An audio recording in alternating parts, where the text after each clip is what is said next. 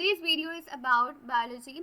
Actually, it is a brief introduction to biology. That what actually biology is its definition, its literal meaning, its sub branches, and their branches.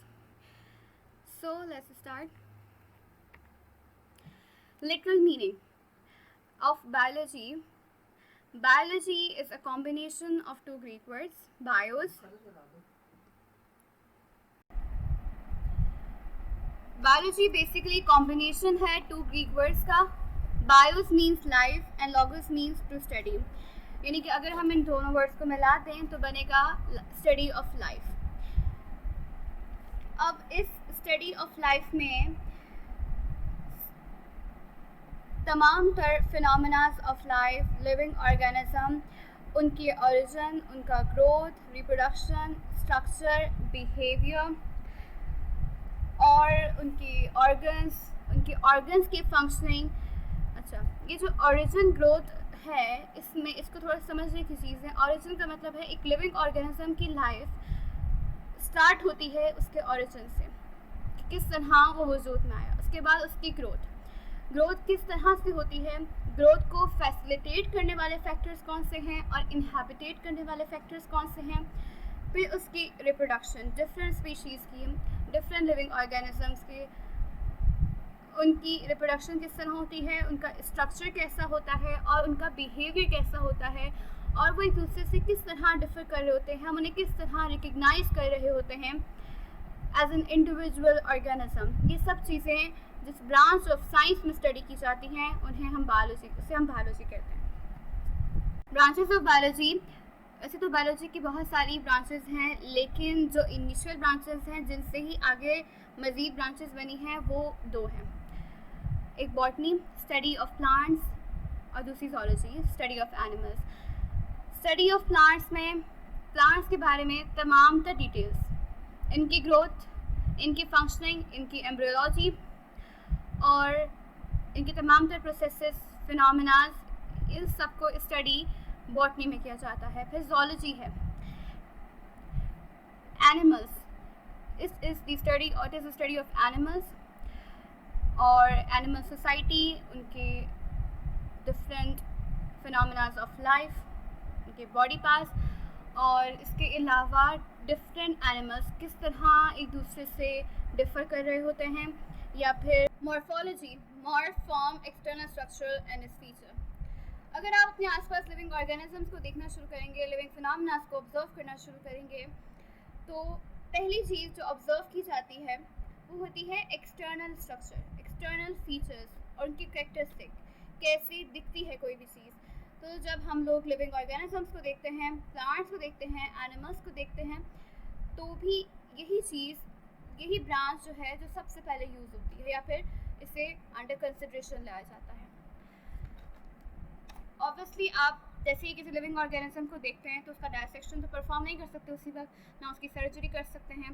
तो पहली चीज़ यही होती है कि वो सामने से कैसे दिख रहा है, उसकी अपीयरेंस कैसी है, उसके कैसे बॉडी पार्ट्स हैं, कौन कौन से पार्ट्स हैं, और वो पार्ट्स, उनका जो अपीयरेंस है या उनके फीचर्स हैं वो क्या हैं.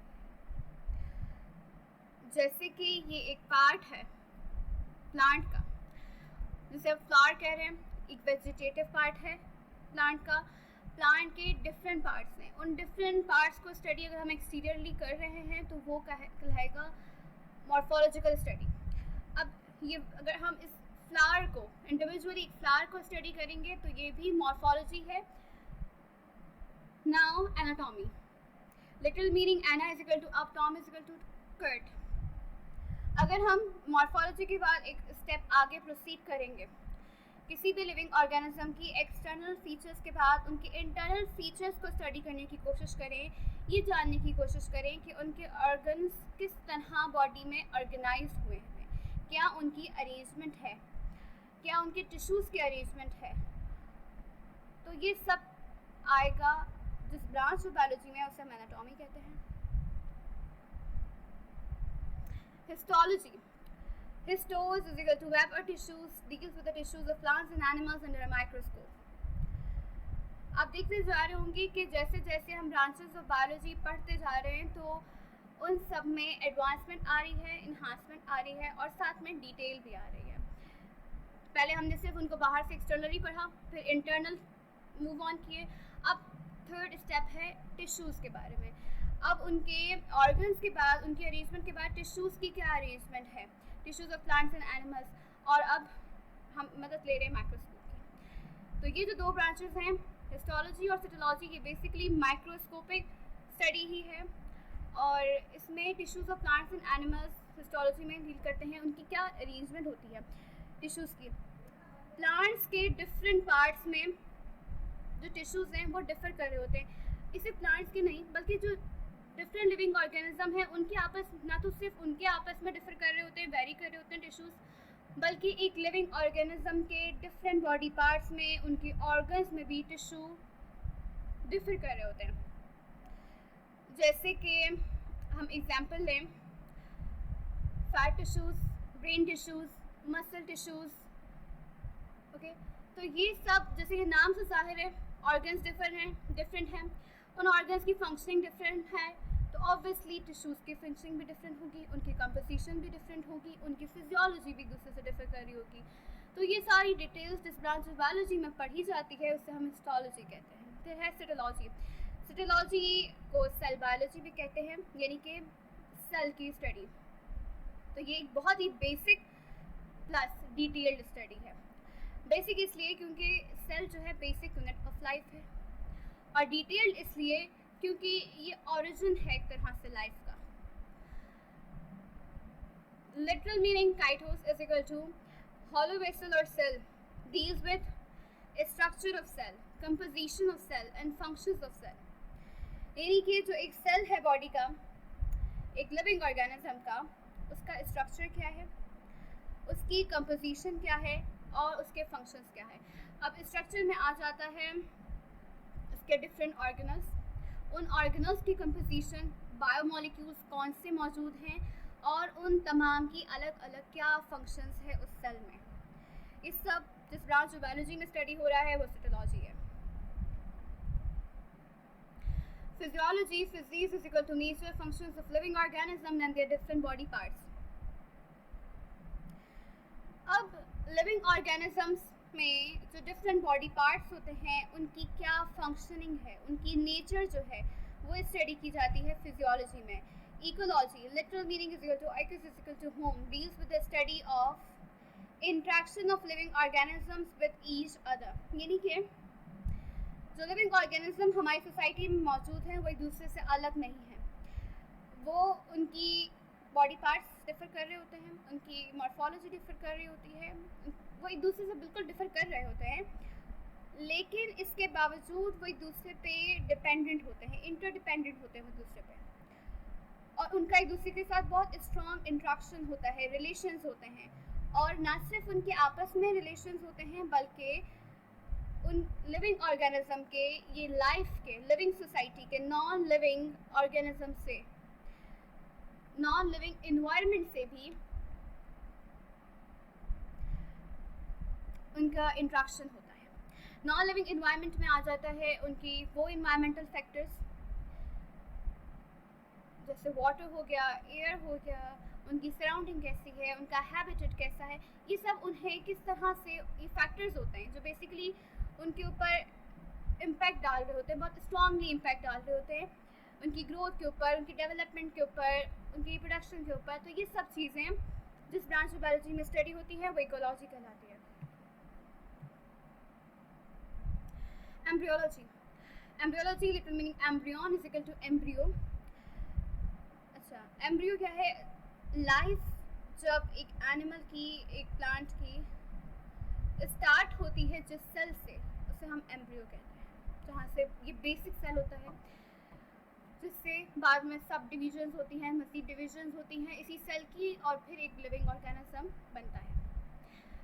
तो इसी डेवलपमेंटल चेंजेस को, कैसी ग्रोथ हो रही है, क्या फॉर्मेशन हो रही है एम्ब्रियो की, और बाद में एम्ब्रियो की फॉर्मेशन के बाद जो डेवलपमेंटल चेंजेस बॉडी में हो रही है वो स्टडी की जाती है एम्ब्रियोलॉजी में। Taxonomy, literal meaning is equal to taxis is equal to arrangement और grouping, norms is equal to laws related to naming. अच्छा, identification deals with the identification of living organism, grouping of living organism and scientific naming of living organism. Living organism को एक तो पहचानना different living organisms को, और उसके बाद उन्हें according to their similarities and dissimilarities. हमारे इर्द गिर्द बहुत से लिविंग ऑर्गेनिजम्स मौजूद हैं जो एक दूसरे से डिफ़र भी कर रहे होते हैं और एक दूसरे से सिमिलैरिटीज़ भी शो कर रहे होते हैं। तो उन्हें उनकी सिमिलैरिटीज़ की बुनियाद पे एक ही ग्रुप में रखना और फिर उस ग्रुप में भी मज़ीद डिविजन्स बनाना डिफरेंसेस की बुनियाद पे, तो ये सब चीज़ें टैक्सोनॉमी में आती है। और साथ में हम उन लिविंग ऑर्गेनिजम्स की साइंटिफिक नेमिंग भी परफॉर्म कर रहे होते हैं, उन्हें नेम दिया जाता है ताकि उनकी जो स्टडी है बायोलॉजी मज़ीद जो है ऑर्गेनाइज्ड वे में हो सके। बायोलॉजी की स्टडी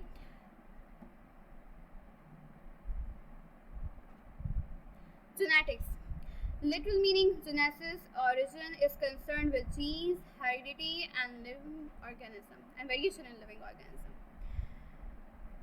Genes, living organisms में जो भी इंफॉर्मेशन होती है, इंफॉर्मेशन किस चीज़ के बारे में, उनकी ग्रोथ के बारे में और उनकी बॉडी पार्ट्स के बारे में, उनके ऑर्गन्स के बारे में, उनकी फंक्शनिंग के बारे में, ये सब नॉर्मल किस्म की तमाम तर जो इंफॉर्मेशन है, जो फंक्शनिंग है बेसिकली, जो बॉडी परफॉर्म करती है, वो सब स्टोर्ड होती है ऑलरेडी बॉडी में जीन्स की फॉर्म में, डीएनए की फॉर्म में। और ये सब जो डील किया जाता है जिस ब्रांच ऑफ बायोलॉजी में, उसे जेनेटिक्स कहते हैं। Heredity and variation in living organism, सिर्फ ये इंफॉर्मेशन स्टोर्ड होती है बल्कि जनरेशन टू जनरेशन इस इंफॉर्मेशन में एक तो ये पेरेंट्स से ऑफस्प्रिंग भी ट्रांसफ़र भी होती है और साथ में इसमें वेरिएशन भी कॉज की जाती, वेरिएशन भी होती है, म्यूटेशंस होती है। हम देखते हैं लिविंग ऑर्गेनिजम्स में पेरेंट्स और उनकी ऑफस्प्रिंग में हमेशा वो एक बिल्कुल सिमिलर नहीं होते, आइडेंटिकल नहीं होते, बल्कि कुछ डिफरेंस होती है, उनके फिजिकल फीचर्स में भी डिफरेंस होता है, वो एक दूसरे से रिजेंबल भी कर रहे होते हैं मगर डिफरेंस होता है। सो वो वेरिएशन की वजह से होता है और ये आप डिटेल में आगे पढ़ेंगे और इस ब्रांच को कहते हैं जेनेटिक्स। फिर आती है पैलेंटोलॉजी,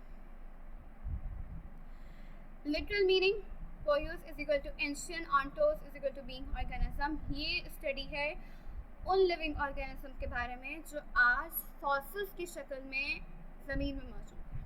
ये लिविंग ऑर्गेनिज्म प्लांट्स भी हैं, ये एनिमल्स भी हैं। अब उन एक्सटिंक्ट लिविंग ऑर्गेनिजम्स की स्टडी को हम पैलेंटोलॉजी कहते हैं।